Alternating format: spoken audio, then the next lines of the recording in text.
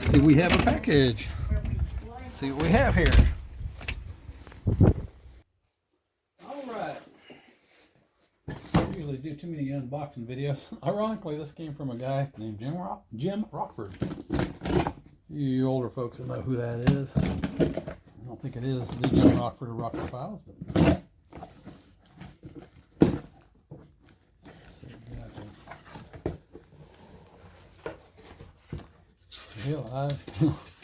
this is it.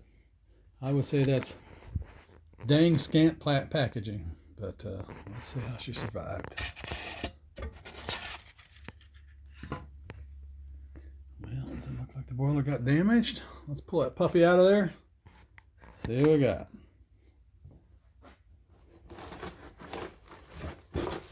He found a box that fitted exactly, that's for sure.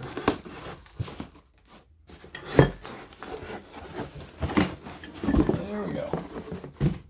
Ooh, that cord is toasty. I mean roasty toasty. That's my $5 Jensen number 5. She goes back, oh yeah, she's locked up good. This goes back to the early 40s.